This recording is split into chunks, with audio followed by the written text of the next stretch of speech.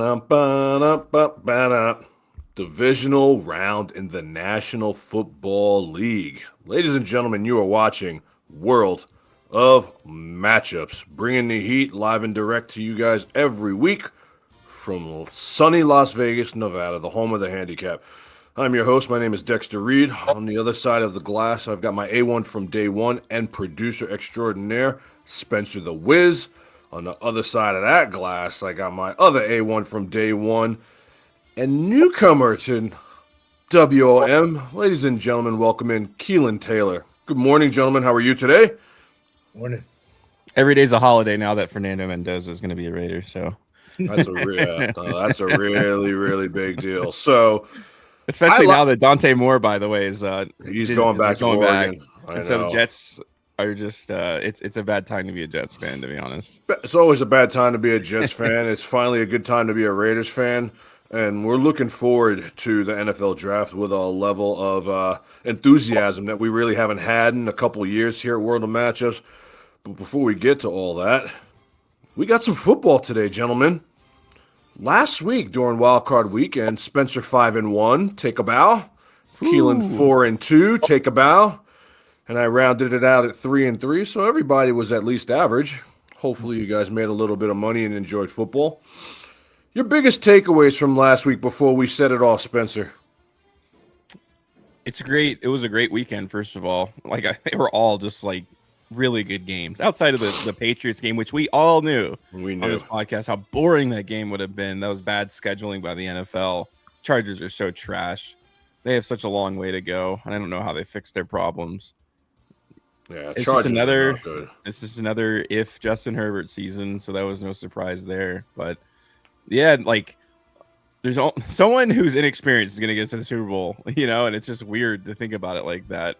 And so it's really cool to see all these new names in there, and I feel like we're finally starting to kind of move on. I guess it depends on Patrick Mahomes and stuff like that, but it really does feel like we had this long transition period from the new faces in the NFL, being the mainstays in the playoffs, and now this is the first time I would say it really actually feels that way, like the post Tom Brady, Peyton Manning kind of stuff. I mean, Patrick Mahomes is kind of the bridge between it, and now we're seeing in this year's playoffs, it's literally a whole new transition. It's fun to watch. Yeah, it really is nice to see some new blood. Keelin, what were your biggest takeaways from last week?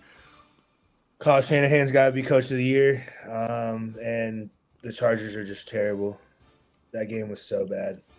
Yeah, I mean, they really are bad, bad. I never expected them to put that kind of performance forward. They probably were the most disappointing team on the slate. For me, my biggest takeaway, I watched all 6 games.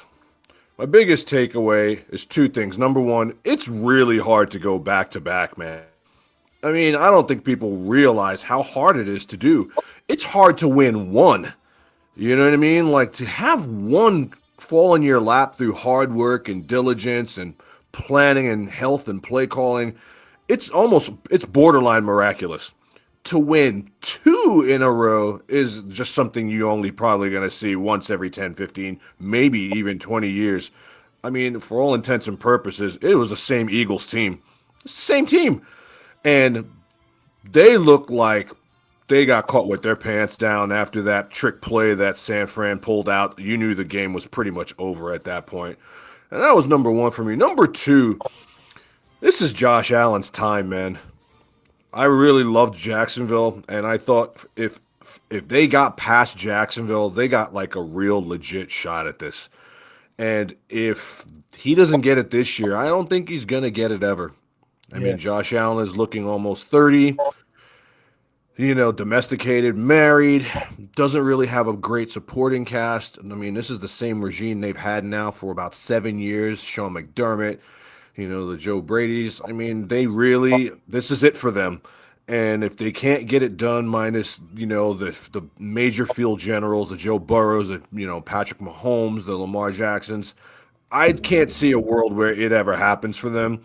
So, I mean, I'll make my picks, but I'm now pushing towards, out of the AFC, I'm pushing towards seeing the Buffalo Bills go. Believe it or not, even as a Kansas City Chief fan, because I know what it's like to be knocking on that door And, it either opens or it doesn't. And their window's about to be closed with what they have. And if anyhow they lose again and they're out of the playoffs, I really believe you have to blow it up.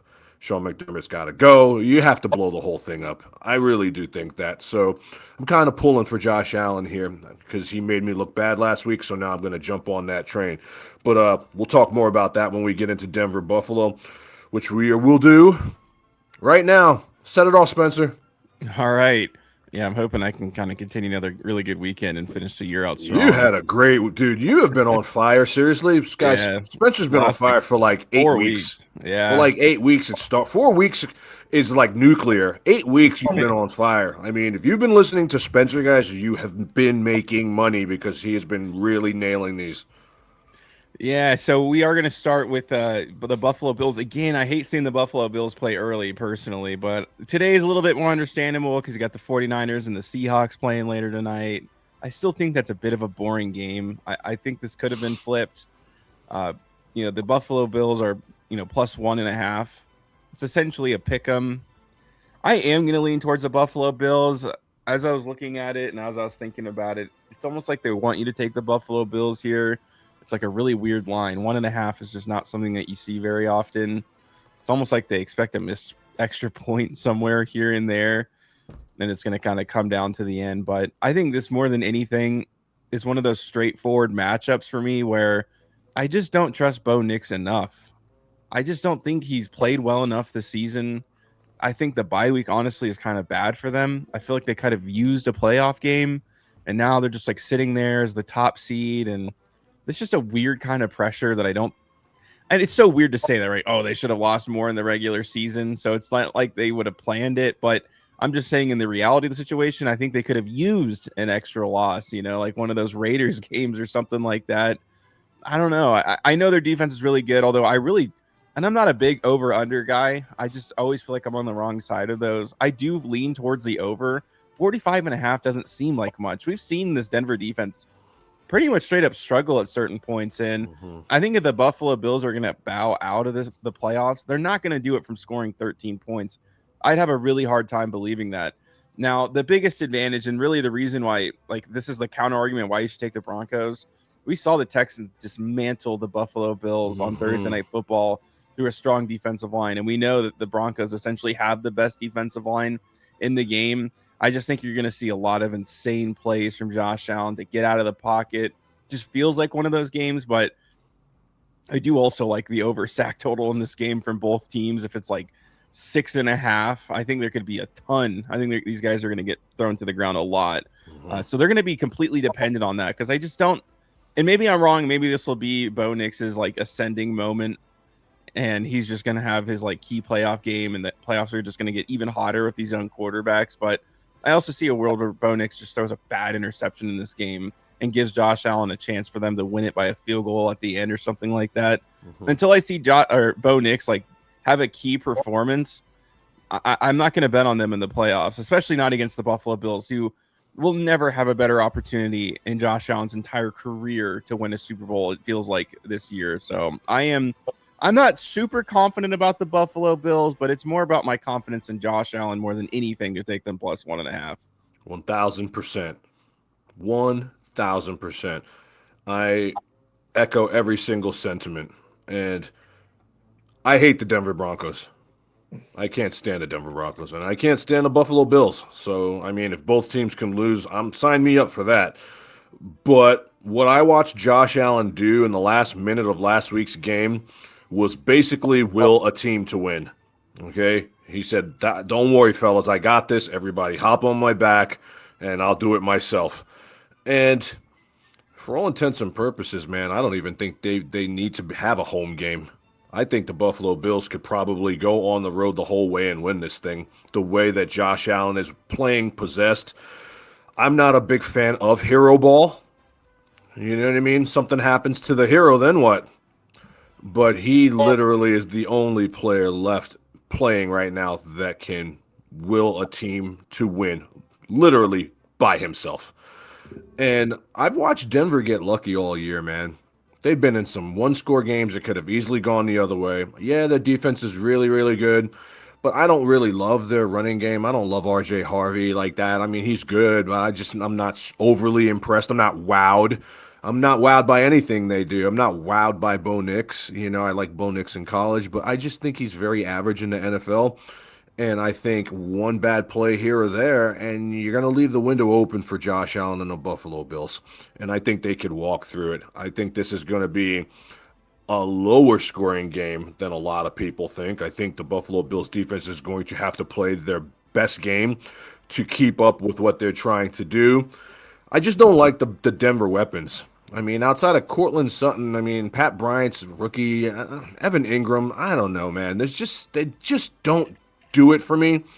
And I think if James Cook and Josh Allen can have A games here, I think they can steal the win. I'm going to take the Buffalo Bills with the points. I'm not going to do it with a boatload of confidence. For me, it's more kind of like speaking it into existence because at this point, I'd really like to see Buffalo at least get to the Super Bowl and see what does that look like, having the Bills be in the Super Bowl for the first time since they lost 4 straight. I think it would be good for football. I think it'd be super entertaining. At the end of the day, I'd probably pick them to lose because I still like Seattle. I'm going with Seattle until I'm dead and gone and this season is over. But I just think it makes for better football. Nobody wants to see Bo Nix. Nobody cares outside of Denver. But everybody would love to see Josh Allen turn into the Hulk Super Bowl Sunday. I think that would be great. And so I'm taking the Bills. Again, I'm not doing it with a lot of confidence, but you want to give me 1.5? I'll pull and pray. Mile High Stadium, field goals can go 70 yards if they have to. Take the Bills and pull and pray with your fingers crossed and hope for the best. Yeah, this is a tricky one for me. A couple reasons being, one, because it's in Denver. I think the Mile High Stadium is not an easy place to play. I think the fact that Josh Allen last week, like you said, willed the Bills to win that game, he was getting beat. Can I use profanity on this show? Feel free. Beat the fuck up. Like he was getting dogged, and he found a way to win. I don't see him doing it again. I'm with y'all. I hear everything y'all are saying, but Denver is 8-1 at home. Yes, they have not played the best of competition, but I mean, have the Bills really either? That would be my only argument on that. As far as the weapons, I actually kind of like Denver's weapons. I think that they're sneaky good. They don't have a true number one like Cortland Sutton is cool, but I like Troy Franklin. I like Mims. I love Evan Ingram as like a guy. It's not your go-to, but just someone that can make a big play for you. The run game's but I mean, obviously we're relying on that defense. And in the playoffs, defense wins. I think the Broncos have the better defense, so I'm just going to go with the Broncos here. And also keep in mind, too, guys, that like you have one team in the Buffalo Bills that are basically fighting for their lives. I mean, they're scratching, clawing for every inch of grass. And then you have the Denver Broncos who have been just not playing meaningful football for weeks. Yeah. I'm not a big layoff guy, man. I've been on the other end of those 13-3 seasons, first-round exits. I've seen what that can do. And I just think there's something about playing consistent football every single week versus having to come off your couch that might lead to a slow start for Denver. At least that's kind of what I'm hoping here. What's next, Spencer? Yeah. And as I transition over, I will say Ed Oliver and Curtis Samuel were both activated. They're both active. And that's, Ed Oliver's a Bills pig. could use any help at wide receiver they can get. So Curtis Samuel, as much as that not a big name he is, I guess, in 2026, he's probably the biggest name for the Buffalo Bills that they have. They're going to have to pull out all the stops. I mean, guys like Brandon Cooks, these guys are going to have to catch balls. I mean, Keon Coleman, come off the milk carton. Like, if the Buffalo Bills win this game, it's going to have to be a team effort. I don't think Josh Allen can hero ball versus this defense and win. All right, let's go to the Saturday night football game. It's the 49ers. They're visiting Seattle. Seattle is -7. This game's going to be a war. I have to say that I'm going to take the 49ers here for one very specific reason, in that Sam Darnold has this, let's be honest, like, I don't know what they're saying about it, nasty oblique injury. This guy has not practiced.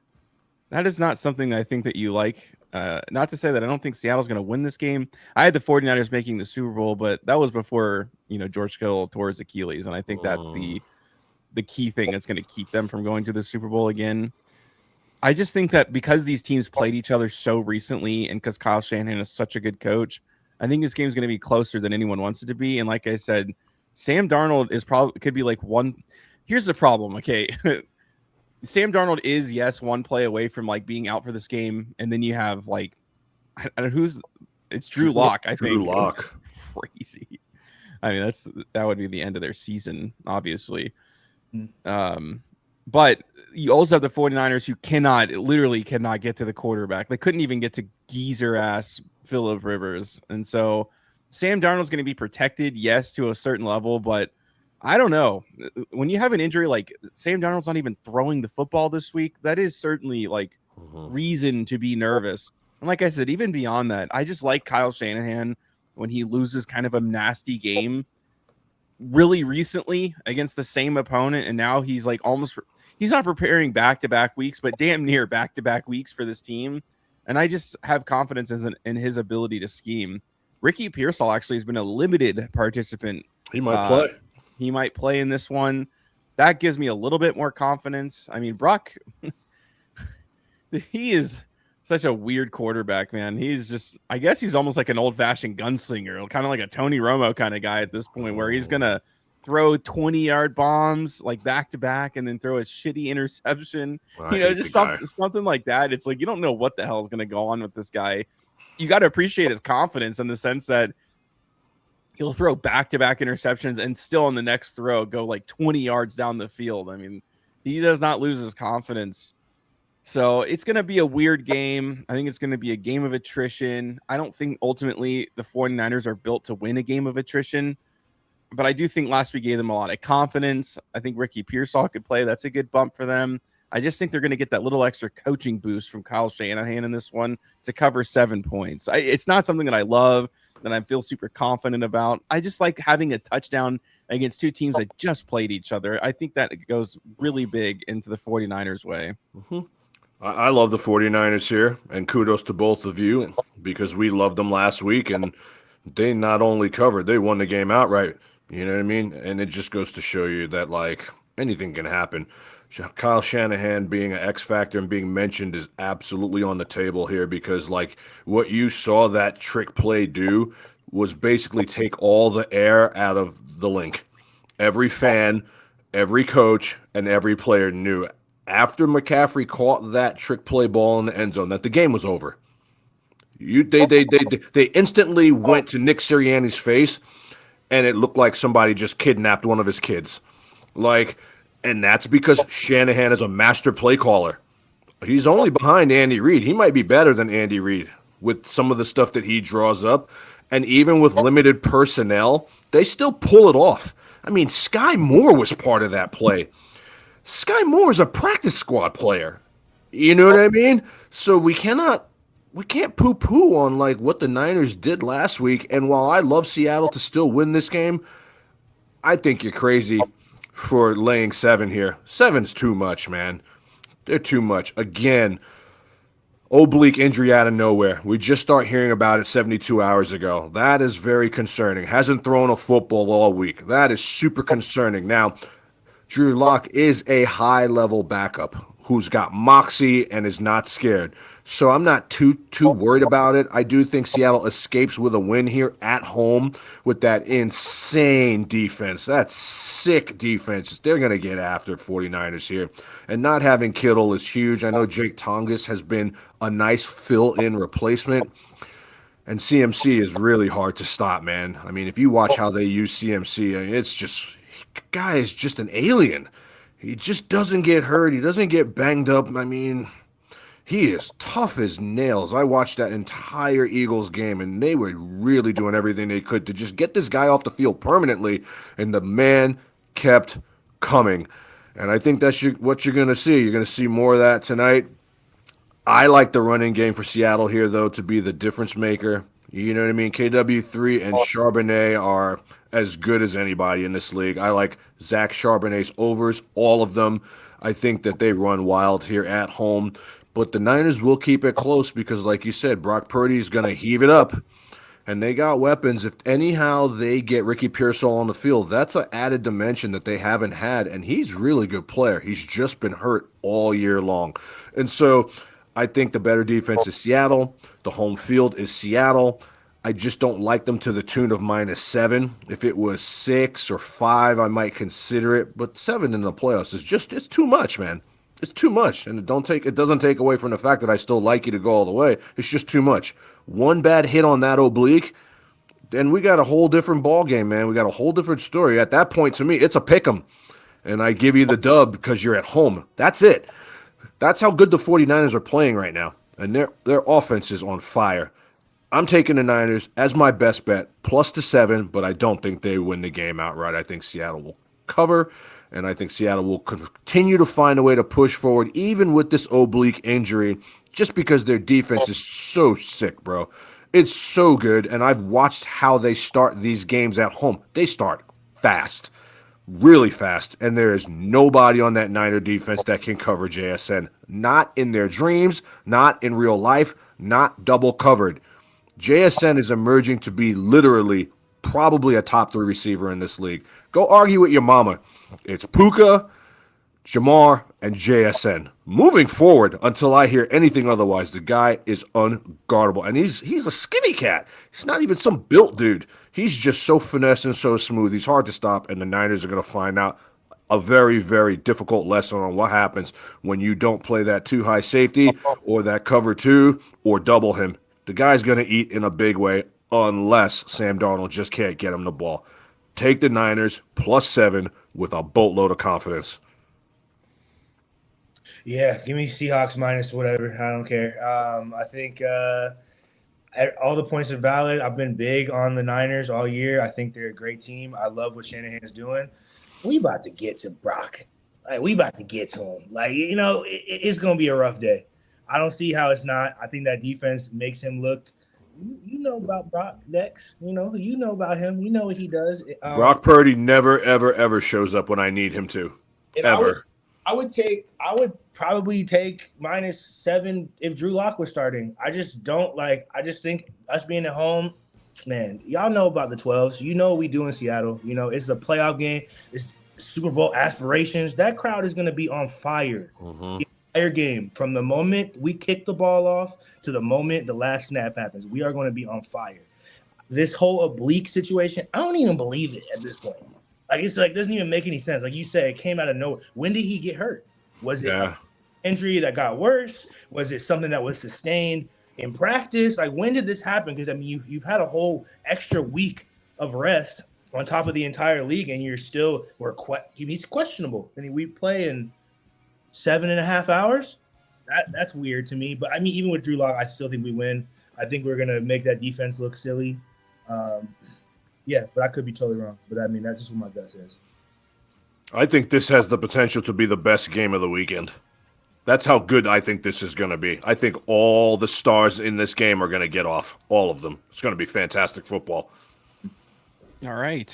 Let's go to Sunday's slate. This is a noon game. Kind of like that both these games are a little bit earlier. This one starts at noon. It's the Houston Texans. They're traveling to New England to play the Patriots. Patriots, again, same line, if I'm not mistaken, -3.5. I'm going to take the Patriots. I just think I know that Texans defense is so good, and it is just so good. But, man, CJ Stroud is going to ruin their playoff run. Straight up. A record-setting, 5 fumbles against the Steelers. And now you're playing a Patriots defense that's playing much better than the Steelers defense was going into the playoffs. The Steelers defense was the only reason they really had any wins that season, felt like at certain points in time. But if he plays like that again, and I think this is another time where they're just begging you to take the opposite of the Patriots like they did last week. The Chargers, they're going to keep this game close, +3.5, you're getting a full field goal. I think if the Texans get behind, they're cooked. CJ Stroud is probably due for an interception, a fumble in this game. I love a defensive touchdown from the Patriots in this one. The fact that they're at home, they've really had the easiest schedule I think I've ever seen in NFL history. And not to say that the Texans are easy, but let's be honest. If you can handpick your opponents going into the playoffs, I think you would do the Chargers and Texans as you get closer to the Super Bowl, because their offense has just been anemic. The Texans defense has been elite, like top 3 all year, despite their slow start. It wasn't because of their defense, obviously. I just don't see a world, because at the end of that fourth quarter, the Texans just won. The defense just literally won them the game. I don't think they can rely on that again. I think that the Patriots are going to be able to score maybe 20 points in this game. I don't know if I have any confidence that the Texans can get up that high. Maybe 2 touchdowns, or desperate at the end of the game. I think there's going to be a lot of 3-and-outs for the Texans. That's just more opportunities. And we'll see if Drake May can kind of handle this elevated pressure. Last week was like a gimme. That's just how bad the Chargers are in the first round.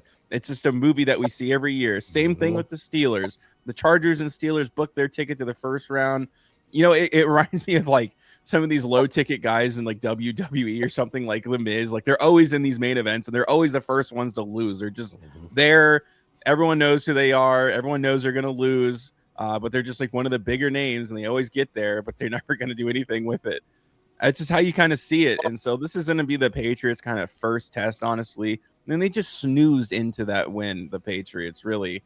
So we'll see if they actually have the juice to go one step further. The Texans have a little bit of playoff, experience, but nothing that would like really shake you to your core. I mean, the Chiefs game, I'm sure, was good for them, but I don't think it's going to give them this like massive edge to go into New England and win that game. I just think the Patriots are a really well-oiled machine right now, and I just think it's so disjointed for the Texans. It's just such a large swing because of how good that defense have been. If they can just keep them at bay a little bit, like I said, I think the 20-point mark is all they really are going to need in this one. I see a lot of field goals and probably a couple extra touchdowns for the Patriots. I know it's weird to take a -3.5 because it should be a close game. I just really think that they're going to lose because CJ Stroud does something stupid and turns the ball over when they don't need him to the most. He's been that bad. I'm taking the Texans here. I'm going to keep betting against the Patriots. I'm not taking the Patriots at all this postseason. I'm going to just keep betting against them because I personally don't think they're as good as everyone else thinks they are. Level of competition has been terrible all year. Their losses have been to terrible teams. I mean, who are their studs? You take Travion Henderson off this team. I mean, I don't trust Ramondre Stevenson. He can fumble the ball at any time. I mean, I know he's been playing well, but who have they been playing? Okay? The Chargers are absolutely horrendous. I want to slap myself for taking them last week, thinking that they could stay in that game. They were horrendous. I mean, they were horrible. They're not good. Conversely, I think you can win a Super Bowl with this Texans defense. I really do, man. It kind of reminds me of those Ravens defenses, where they had like Trent Dilfer, and you don't have to do a whole lot, man. Just don't lose us the game, bro, because we're scoring on defense. That's how good they are. And I don't think that the Patriots have faced any kind of real pressure all season long. Not like what they're going to see tomorrow. I think the Texans are better than advertised. Now, what worries me is not having Nico Collins because he's concussed. But Christian Kirk filled in admirably last week. Looked very, very good. Looked like Jacksonville Christian Kirk. And that version is a baller. And I think he can move the chains. Christian Gonzalez coming off a concussion. These are key players that have had some major injuries. And they're going to come back, and I think a lot of people are just going to expect them to win because they're at home, and I don't think so. I know C.J. Stroud has been bad, but he hasn't been horrible. And Noel, he's a decent rookie. Higgins is a decent rookie. Woody Marks is a very good slept-on player. You saw how he took apart, Pittsburgh quote-unquote good defense. I mean, they ran all over that team. I think they could do the same thing here. I really do. I mean, anyhow they start getting to Drake May, this game's over. This game's over.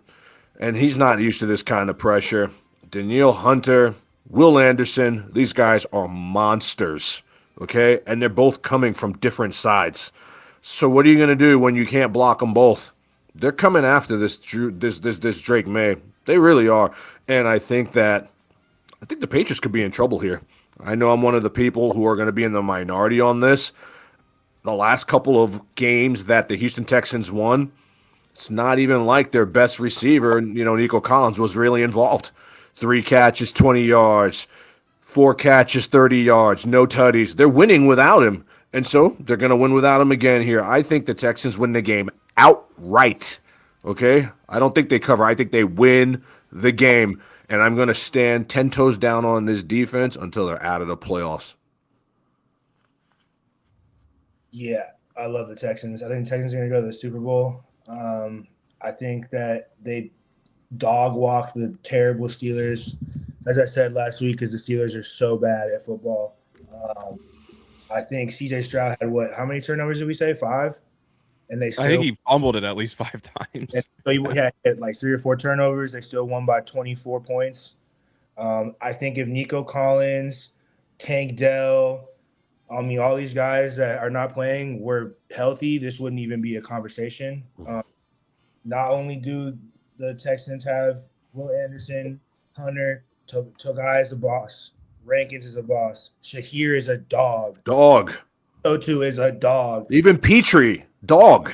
Lassiter, Reid, Petrie, all of these guys are good. They don't have a weak spot on their defense. They don't. Stingley. We're not even talking about Derek Stingley, bro. Come on, guys, stop playing with me. They got a squad. If CJ Stroud just doesn't suck, they dog walk the Patriots. Yep. My opinion. And if he sucks, it's a close game, and I still think they win. I just don't. I'm with you, Dex. Patriots are just so boring to me. The Broncos are boring too. Nothing. The Patriots lost to the Raiders. Yeah. At home. You know what I mean? But who else did the Patriots lose to, Spencer? I know you got it in your Rolodex in your brain. It was a horrible team. Was it like the Titans or someone? What? To give credit, the Raiders were also 1 field goal away from beating the Bears. So they had some really competitive. They were 1 field goal away from beating the Texans in this season. So you got to put a little bit of juice on the Raiders, despite having the first overall pick. They played some very close games against some of the best teams left in the playoffs. Raiders are garbage. I would. As the loss is either like, look at these wins. They beat the Dolphins. They beat the Panthers. They beat the Bills. They beat the Saints. They beat the Titans. They beat the Browns, the Falcons, the Bucks, the Jets, the Bengals, the Giants. These teams suck. They're all horrible. All of these teams are terrible. So it's just like, I'm supposed to think that Drake May is gonna come out here and just go Superman mode and destroy this Texans defense. I don't know. No way. Look what the Texans did to Josh Allen. That's all you need to know. They have the level of potential to take the cape off Superman. And I'm supposed to be worried about Drake May? Stop. Yeah. All right. Sunday Night Football. I feel like I'm going to go against the green here a little bit, to be honest. But it's the Rams. They are traveling to Chicago. And the Rams are 4-point favorites in this one. And you know what? I'm going to be what I believe to be soon a contrarian. I'm going to take the Rams -4. I think that everybody in the world is going to be on the Bears in this game because they're at home. You look at last week, the Rams barely beat, the Panthers. So everyone's going to think that the Bears are just going to come in and win this game. And I think that's exactly why this is like one of those big ticket buster games where it's just like, look, you get more than a field goal for a team that's probably is going to win at home. And I think everyone's going to want that. I just think that they're going to hit a wall here pretty hard. They buried themselves in some of these games, and then they had some miraculous comebacks, and credit to them for that. But at the same time, I just think that if you bury yourself against the Rams, you're going to stay buried, and you're going to be at the bottom, and there ain't no coming back because Matthew Stafford just has that juice in him that when you need him to make a play the most, he's been doing that. So I think if they're up a field goal, the Bears need to drive down to score, to like tie the game, something like that. I think Caleb Williams is going to make a dumb throw. I mean, he makes some really bad decisions. He has these big flashes in the fourth quarter, but he is so inconsistent that it just makes you like almost like wide-eyed. You're like, how in the world can this guy make some of the best plays and some of the worst in the same game? I just think the Rams have way too much playoff experience. I think the Bears are actually running too high right now. I know that sounds stupid to say. I just think they're going to be overconfident in this game, and they're going to hit playoff experience that they've never seen before. And I just think they're going to hit a wall really hard. And I think Caleb Williams is going to hit a wall extremely hard in this one. And I'm not going to say it's going to come crashing down. That would obviously be too dramatic to say. I just think that the Rams are just really warm coming into this game, if that makes sense. I think the Bears are running more on excitement. I think the Rams are just kind of like ready for this one. Like, this is their moment. I mean, they're obviously favored, but like I said, I just think that 90% of the money is going to be on the Bears in this game. Everyone's going to think it's going to at least be close. I could see the Rams putting together their best performance of the season in this game, like out of nowhere. Devontae Adams is not even on the injury list anymore. They're at full complete power. Parkinson, Puka Nacua. I don't know. I don't see Kevin Byard, who's like been the anchor of their defense, having another big impact game for them, which is obviously what they need. I just think Matthew Stafford is pretty much playing on a different level, especially when you compare that to Caleb Williams, in my opinion. So I like the Rams -4 in this one. The Rams could lose this game. Say it with me, everyone. All of America. The Rams can lose this game. And if you think that they can't, you're absolutely crazy. You don't know football. Okay? So let's paint this picture. Down big. They come back at home. One of the greatest wins in Chicago history versus the bully. Versus the guy who beats you up on your way home from school every week. Versus the guy that takes your lunch money at recess. You can't tell me that's not going to push this team to another level. Now they're home again. Okay? Now they're home again. And it's going to be 9 degrees. 9 versus a dome team that should have lost, if we're being honest, the prior week to the Carolina Panthers. They should have lost that game. Okay? If Carolina's defense makes 2 plays, the Rams are in Cancun right now. So I'm pumping the brakes on how the Rams are on this like major hype train, because there's a world where they could not even be here right now. Okay? Chicago's getting Rome back. They still have DJ Moore. They have Luther Burden. Colston Loveland, I told you guys, was going to eat, and that boy sat down for Thanksgiving last week. They have no answer on that Ram defense for a guy like Colston Loveland. Big, tough, strong guys. You mark my words, okay? Colston Loveland's going to be a top 7 tight end in this league next year. All they got to do is use him properly, because he's a mismatch all over the field, right? So now Jalen Johnson's going to be on Puka.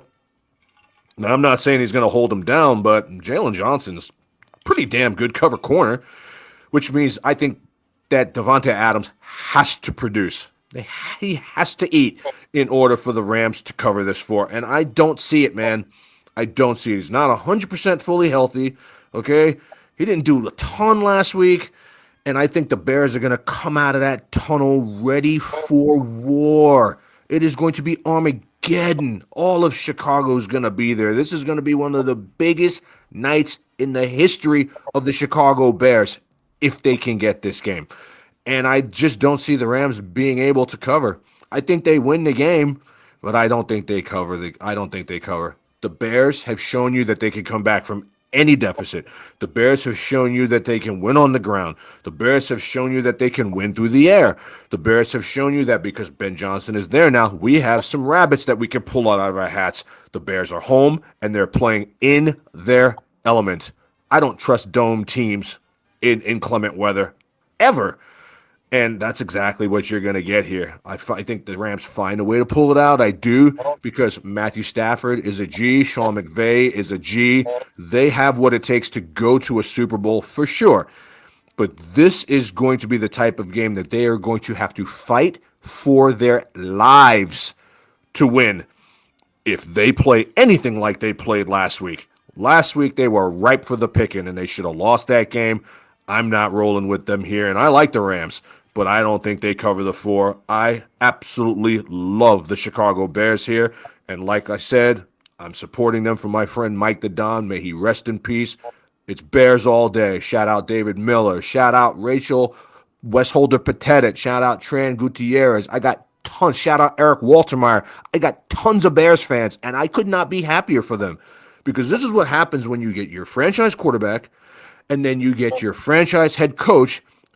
That's it. Now you can start building around winning, and you're seeing the Bears do it basically overnight, and I'm on this train with them until the wheels fall off. I'm sorry. If the Bears end up playing in the Seahawks, playing a championship game with the Seahawks, and I'm telling you right now, and Sam Darnold's oblique's not 100% healthy, it's Bears to the Super Bowl for me, man, and I like the Seahawks a lot. That's how galvanized I think it's all coming together for them all at the right time. I know the Rams are the Rams. I know. But I've also watched the Rams lose to the Falcons. I've also watched the Rams lose to the Panthers. You can't tell me Chicago with that Windy City Magic right now can't win this game. Man, stop. Windy City sandwiches, beef dogs for everybody. Let's roll, Chicago. Make me look good 2 weeks in a row.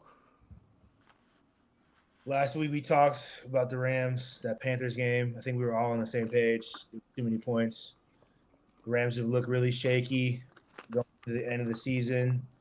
Devontae Adams doesn't have a questionable attached to him. It's crazy. The Bears we talked about found a way to win. They always find a way to win.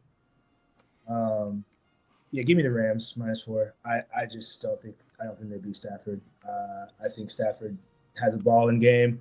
I think everything is pointing to the Bears. It's 9-degree weather at home. The Rams have looked shaky. Like Spencer said, it's like almost like we're being pushed to like take the Bears here, you know? I think McVay, it's been cute what the Bears have done, you know, the fingernail polish, you know, the shirt off in the locker room, hyped up, Ben Johnson. It's all cute.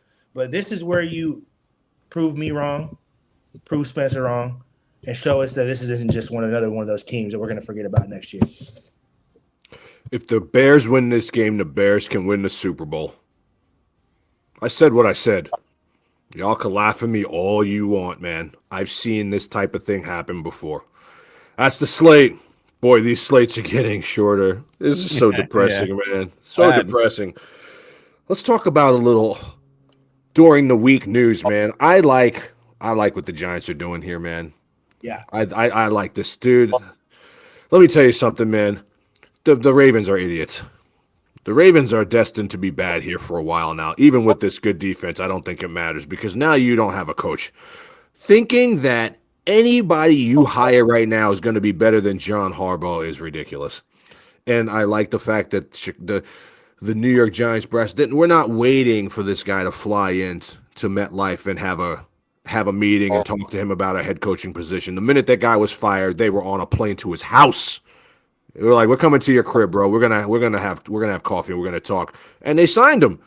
They didn't even give another team a chance to talk to him. That's how you do it. You go get your coach. So now you got your coach who's got playoff experience, who's got talent all over the field, and he's got rings. And then you give him your franchise quarterback with Jackson Dart. Cam Scatterbo will be back. Malik Neighbors. And you got a nice, healthy set of draft picks, and you got money. Dude, the Giants are going to make the playoffs here shortly. It's just a matter of time, and I really love this move. It was the most exciting thing I saw happen in football this week. I saw that. I'm like, ooh, that's nice, man, because the Giants have had everything they need except a coach. I mean, it's been a while since Tom Coughlin was there. It's been a long time, and I think this brings the pride back to Big Blue, and I really, really like that signing. I think these other teams are crazy for getting rid of their coaches the way they have. I don't see this whole landscape of great coaches being out there right now. What do you think about that, Spencer? I mean, who are you going to replace some of these guys? Who are the Steelers going to get? I mean, I don't understand it. So I agree with you in the sense that I think the Ravens are stupid for doing it at the very least this offseason. If they really wanted to get rid of them, you're literally like gambling right now because pretty much a third of the league. I mean, the number is getting insane every week. It feels like in terms of how many coaches are being fired. You're playing roulette right now in terms of getting a good coach. There's no guarantee. There are good ones out there. Clint Kubiak. I think Mike LaFleur probably gets a job this offseason. I think Davis Webb ends up getting it, the pass game coordinator for the Broncos. I mean, there's just too many openings. Mm-hmm. And also you have these wild cards like Mike McDaniel. Is he going to take a head coaching job? Is he going to become an offensive coordinator? I'm almost shocked to see that Brian Daboll hasn't had a head coaching interview with how many people are left. I guess he's just going to be an offensive coordinator somewhere. So many questions. And if you're the Raiders, you had to do this. This was the offseason everything changed. I think they would have kept Pete Carroll if they had literally any other pick than first overall.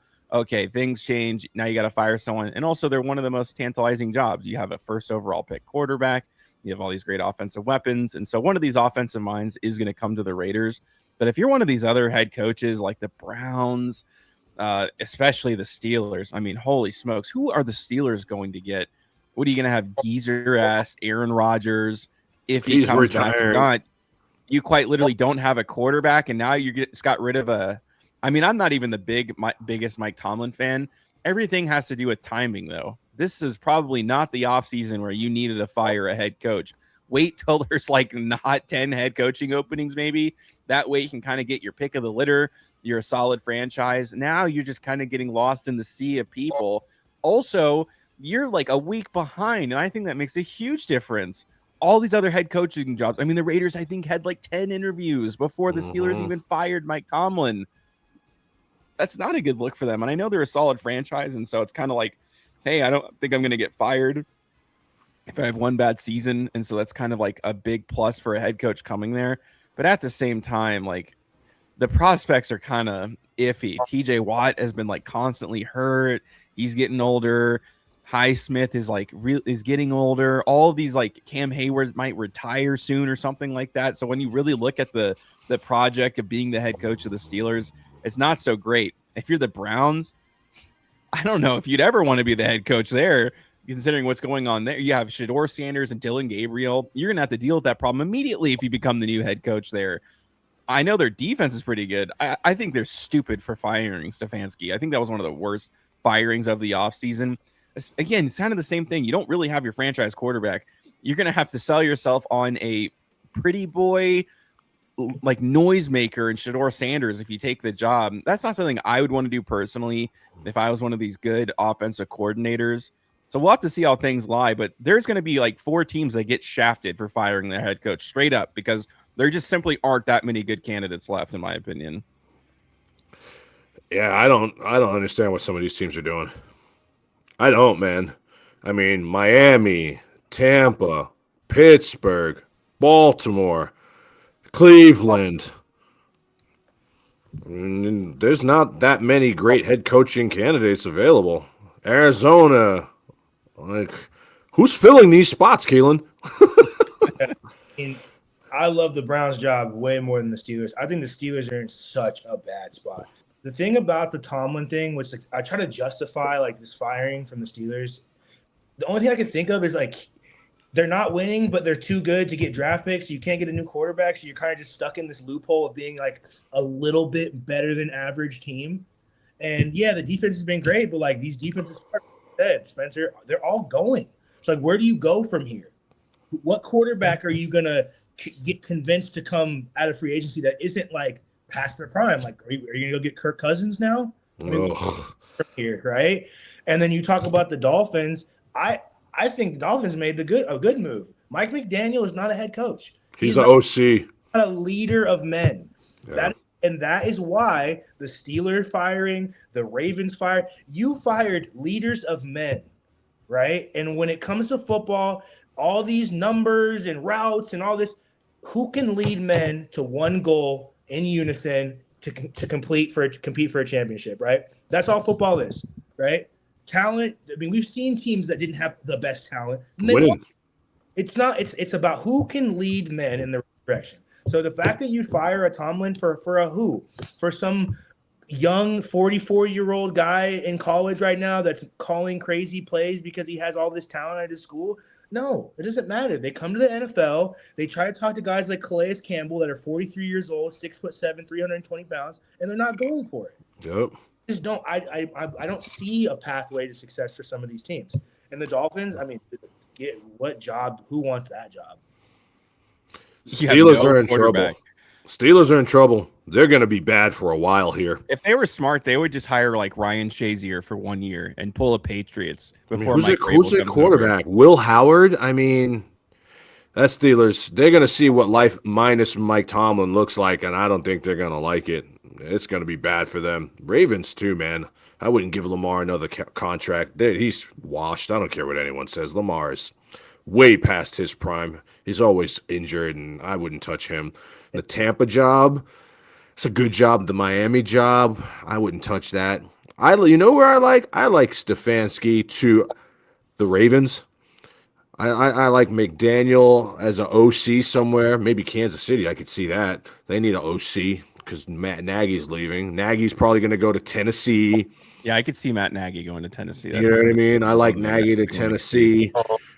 I mean, there's talent out there. But here's the thing, too, that I think we're not even evaluating. A lot of these fired coaches probably don't even want to coach anymore. You know what I mean? Tomlin, so then, I think we'll take a year off at least. Tomlin's going to the booth. He's going to come back, I think. I don't think he's retired as a coach forever, but I definitely think he's going to take at least. It's a hot take. Tomlin to Philadelphia after they fire Sirianni next year because they're going to be buns. Tomlin to Philadelphia would be lit. That would be lit. That Giants job is going to – I mean, I'm so happy for Harbaugh. That's such a great job. And that defense ain't no joke. Their D-line. Dog. Okay? The D-line. Okay, so yeah, I mean, I like the Giants. I mean, I think the Cowboys get worse next year. I think the Commanders get worse next year. The Eagles. I think the Eagles get worse next year. I mean, are they going to? AJ Brown's going to be gone, bro.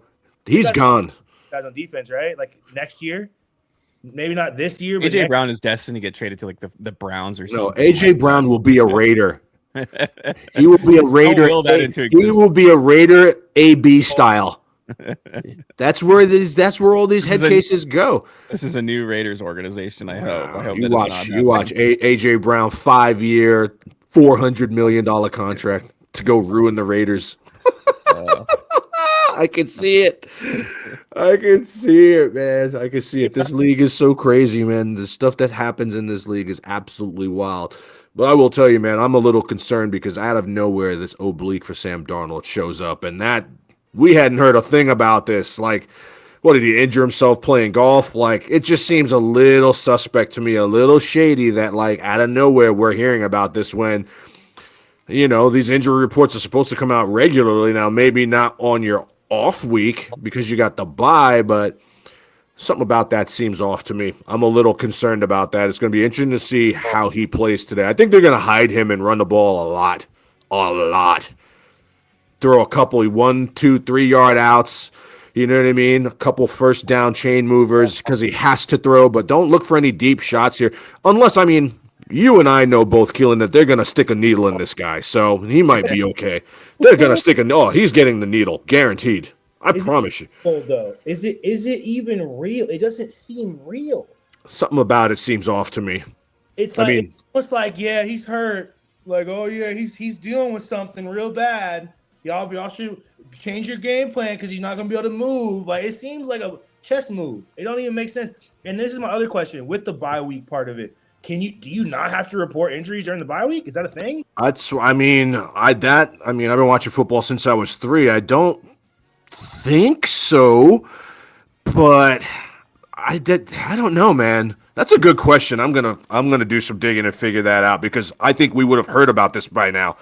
We wouldn't be hearing about this Thursday before the ball gets kicked. You know what I mean? Out of nowhere, Roto-World is like, oh, yeah, and he's got this oblique, which is, you know, that's a pretty major injury for a quarterback trying to throw a ball 40 yards. Like, why are we just hearing about that? Anyway, the NFL is hella shady. You know it. I know it. It is what it is. This is my best bet. I put together a 4-teamer. I'm feeling risky this week, so I threw $50 at San Francisco +7. I like the under in that game, under 48.5. The Buffalo Bills +3.5, and the Houston Texans +4.5. All one ticket, 4-teamer dreamer. 50 wins you $404. That's what I am doing this weekend. I'm not going individual game. I'm going all or nothing. Go big or go home. This is the time to do so. Spencer, what do you got rocking? I'm going to take I think I'm just going to do a straight-up ticket this week. You know, I should have done that last week. I would have cooked so hard if I did. So I hard. ended up taking a teaser, and I won it by, like, a large margin because I had gotten all these dogs and ended up winning. But I love just a straight-up ticket of, you know, +1.5 for the Bills. And I also am going to take this -4 for the Rams. I'm just going to do a 2-teamer. Again, you know what? if I'm feeling really spicy, maybe I'll just buy down the Rams to -3 and then just take the other one straight up, and I'd feel a little bit more confident that way. I'm willing to like give up a little bit of money for that for just the one singular point, and I think I'll probably put like $50-100 on it. I kind of like those two specifically. What do you like this weekend, Keelin? Texans money line.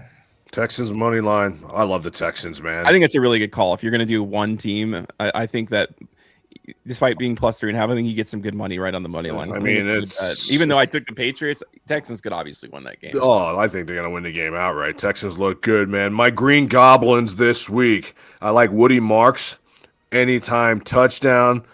I like Sam Darnold, anytime interception. That oblique worries me. I'm back on the Colston Loveland train again because he cooked so hard last week that I'm ready to eat again. Colston Loveland, anytime touchdown. And I like all of Zach Charbonnet's overs. It's all KW3 when it's time to score. It's Zach Charbonnet. Those are my 4 Green Goblins this week. Who are the players that you guys really like to cash? I love Josh Allen anytime rushing touchdown, and I love Kyron Williams over 50 yards rushing. I'm going to do a little 2-team prop for that one. Yeah, I like that a lot too. Josh Allen should eat hard in this game. I think it's going to be cold, and I think the Rams are going to run the ball a lot. And I think Kyron Williams has been running the ball really well. I think he had averaged over 4.4 yards a carry in that last game. Yeah. Both him and Corum look really, really good. Who are your Green Goblins, Keelin? I like Dawson Knox over, whatever his yardage is. And AJ Barner, anytime touchdown. Tight end university, stand up. I like that a lot. I like Dalton Kincaid, too. He's my Green Goblin last week. He's kind of banged up. He was in a walking boot. I think it was more precautionary from what I read. Coach McDermott say, if this team has any chance of beating Denver today, Dalton Kincaid's going to be involved. That 2 tight end set, that 13 personnel, take the all overs, take the whole tight end university room over. In order to win that game, those boys are going to be involved because their wide receiver room is trash. It is not good, and it would be the kind of reason why this team gets clipped in the playoffs, and then they have to blow the entire team up because their wide receivers have done absolutely nothing in Buffalo. I have no faith in any of them. I think they're not good, but their tight ends are hella good, and Josh Allen, trust them both. That's the slate, guys. World of Matchups always bringing the heat. We appreciate you guys watching, subscribing, liking. Hopefully you're making a little bit of money. Just remember, like we always end our productions with, we do this for fun. None of us are balling. We're all just regular guys trying to make a little bit of cash on the side, and we like enjoying and watching football and breaking it down, something that brings us all together, and hopefully you guys are enjoying it. But please be careful. Don't lose your wife. Don't lose your house. Don't lose your dog. Don't lose your car. It ain't that big. Pigskin bounces the wrong way, and your life should not change that dramatically because of it. On behalf of World of Matchups, I'm Dexter Reid. That's Keelin Taylor, producer of the program, as always, Spencer the Wiz. And we'll see you guys next week. Enjoy the games. Don't go broke. See you guys.